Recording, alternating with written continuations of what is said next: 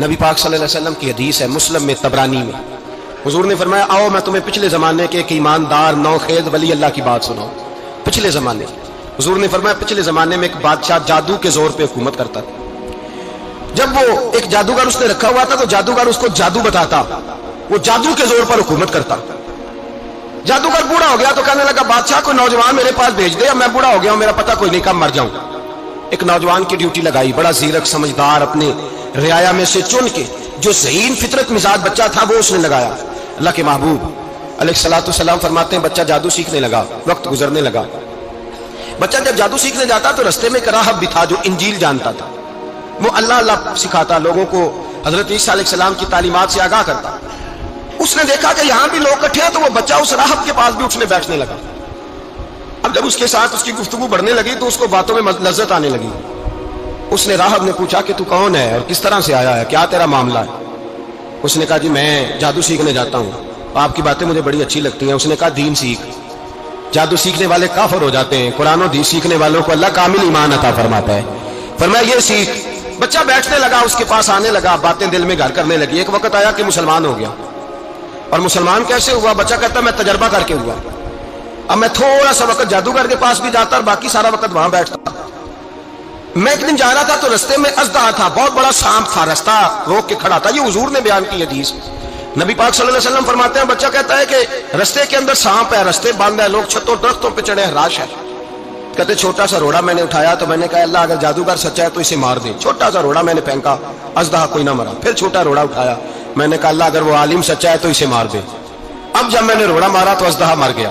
میرے اندر سے گواہی آئی نہیں دین کی باتیں سچی ہیں، نہیں قرآن کی باتیں اسلام سمجھانے کے لیے عرض کر رہا ہوں، اگرچہ اس دور میں انجیل تھی، اللہ رسول کی باتیں اچھی ہیں۔ کہتے میں مسلمان ہو گیا، اب میں نے راہب کے پاس ہی رہنا شروع کر دیا، جادوگر کے پاس چھوڑ دیا اس بچے نے آنا۔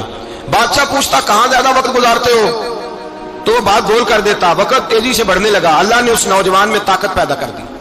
اب اس کے اندر اللہ نے توانائی روحانیت پیدا کر دی، ابھی جوان ہے، 14-15 سال عمر ہے۔ اللہ نے اب جو بیمار بھی آتا وہ دعا کرتا تو اللہ صحت عطا کر دیتا، جو بھی آتا۔ بادشاہ کا ایک درباری تھا، بادشاہ کو پنکھا جلتا تھا، وہ اندھا ہو گیا، کوئی ایسی تکلیف آئی کہ نابینا ہو گیا، بڑے علاج کرائے، شفا نہیں ہوئی۔ کسی نے اس بچے کا پتہ بتایا کانوں میں، اس کے پاس گیا تو بچہ کہنے لگا شفا تو ہو جائے گی پر کلمہ پڑھنا پڑے گا، مسلمان ہونا پڑے گا، جس پیغمبر کا میں غلام ہوں تجھے بھی بننا پڑے گا، دین پہ عمل کرنا پڑے گا، اللہ شفا دیتا ہے۔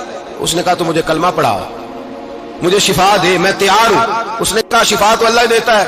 اس نے اللہ تبارک و تعالیٰ کا ذکر کر کے دعا مانگی، یہ مسلم شریف میں حدیث ہے، طبرانی میں موجود ہے۔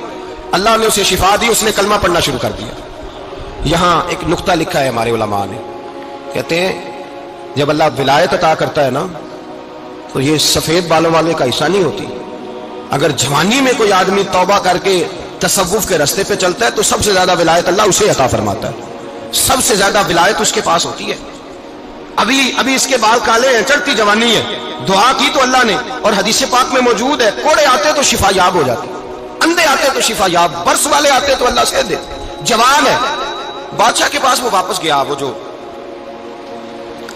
آدمی جس کی آنکھیں ٹھیک ہوئی تھی۔ بادشاہ نے پوچھا کہ کیسے شفا ملی؟ تو کہنے لگا میرے رب نے شفا دی۔ بادشاہ سجدے کراتا تھا، اپنے آپ کو منواتا تھا معاذ اللہ، کہنے لگا میرے علاوہ کون رب ہے؟ اس نے کہا وہی رب ہے جس نے تجھے پیدا کیا ہے، اور وہی رب ہے جس نے مجھے اندھے کو آنکھیں دی ہیں، وہی ہے میرا مالک۔ کہا اچھا تو مجھے نہیں مانتا؟ کہا نہیں میں اپنے رب کو مانتا ہوں۔ بادشاہ نے اسے سزا دی، ستایا، اس نے بچے کا پتہ بتایا، پھر بچے کو بلا کے ستایا تو اس راہب کا پتہ بتایا، راہب بھی قتل ہو گیا، نابینا بھی قتل ہو گیا۔ بادشاہ نے کہا سپاہیوں سے اس بچے کو لے جاؤ اور پہاڑ کی چوٹی پہ جا کے نیچے پھینکو تاکہ مر جائے۔ بچہ پہاڑ کی چوٹی پہ گیا تو ہاتھ اٹھا کے کہنے لگا یا اللہ میرے لیے نہیں اپنے لیے، میرے لیے نہیں اپنے لیے انہیں اپنی قدرت کے جلوے دکھا، میرے لیے نہیں۔ اللہ کے بندے اپنی جان بچانے کی دعائیں نہیں مانگتے، اپنے لیے انہیں اپنی قدرت کے جلوے دکھا، یہ دعا مانگی۔ جتنے لوگ ساتھ آئے تھے وہ سارے زمین پہ گرے اور سب مر گئے، پہاڑ سے گر کے مر گئے۔ بچہ واپس سیدھا بادشاہ کے پاس کہنے لگا لو بھائی میرے رب نے مجھے بچا لیا ہے۔ جوان کا ایمان دیکھو، میرے رب نے مجھے، بولو میرے اللہ نے مجھے ایمان کی گواہی دے رہا ہے، میں بچ گیا ہوں، تو جھوٹا ہے میرا رب سچا ہے۔ اس نے کہا لے جاؤ اس کو دریا میں، کشتی میں بٹھاؤ، بیچ دریا کے جا کے دھکا دے دو۔ بیٹھے کشتی میں، دریا کے بیچ گئے، اور جب جا کے وہاں اس کو دھکا دینے لگے تو اس نے کہا اللہ میرے لیے نہیں اپنے لیے انہیں اپنی قدرت کے جلوے دکھا۔ بس ایک طوفان سا آیا، جتنے سپاہی ساتھ آئے تھے ڈوب کے مر گئے۔ وہ بچہ اٹھا، اور سیدھا پھر بادشاہ کے پاس، اسی کے پاس کہنے لگا لو بھائی میرے رب نے مجھے بچا لیا ہے، تیرے پاس آیا ہوں۔ وہ کہنے لگا تو کیا مصیبت میرے گلے پڑ گئی ہے، کیسے جان چھوٹے گی؟ تو بچہ کہنے لگا اگر تو مجھے باندھے درخت کے ساتھ اور سارے ملک کو بلائے، لوگوں کو اکٹھا کرے، پھر تو مجھے تیر مارنا، میں تجھے بتاؤں گا کیسے مارنا ہے، میں مر جاؤں گا۔ اللہ کا بندہ نوجوان ایمان دیکھو، مرنے کے طریقے بتا رہا ہے، میں تجھے بتاؤں گا میں کیسے مروں گا۔ یہ بات کہی، بادشاہ نے سارا مجمع جمع کیا، ملک سارا باہر آ گیا، درخت کے ساتھ باندھ دیا۔ کہنے لگا بھائی لوگوں یہ مجھے مارنا چاہتا تھا، مار نہیں سکا، اب میں اسے بتانے لگا ہوں کہ میں کیسے مروں گا۔ اسے کہو جب تیر مارے تو ساتھ میرے رب کا نام بھی لے، میں اپنے رب کے نام پہ جان دوں گا، ایمان کی پختگی میں اللہ کے نام پر جان دوں گا۔ اسے کہو رب کے نام پہ مارے، مر جاؤں گا۔ بادشاہ نے اللہ کہہ کے تیر مارا، پیشانی میں لگا، بچے کی روح پرواز کر گئی، جتنا مجمع کھڑا تھا سارا کلمہ پڑھ کے مسلمان ہو گیا، سارے مسلمان ہو گئے، سارے۔ میرے رسول پاک سید عالم صلی اللہ علیہ وسلم نے نوجوانوں کو بتایا جب تمہارے اندر ایمان کی قوت آئے گی تو اللہ تمہاری مدد کرے گا۔ فرمایا وہ نوخیز ولی تھا، ابھی جوان رانا تھا، ابھی اس کی پیشانی پر جوانی کے آثار تھے، لیکن اس نے اللہ کو راضی کیا، رب کریم کو راضی۔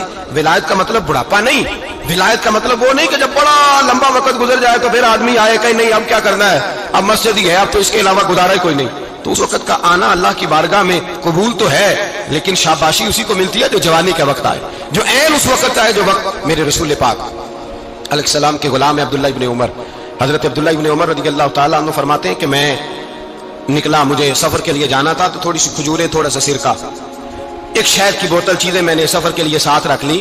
میں جب مدینے سے باہر صحرا میں نکلا نا تو رمضان نہیں تھا، غیر رمضان تھا۔ میں نے ایک نوجوان کو دیکھا بکریاں چرا رہا ہے، بکریاں چرا رہا ہے، اے جوان۔ آپ فرماتے ہیں اس کا چہرہ بڑا نورانیت والا، گرد پڑی ہوئی پر بڑا حسین۔ فرماتے ہیں میں نے اس کو کہا کہ آ جاؤ کھانا کھا لو، روزے بھی نہیں تھے۔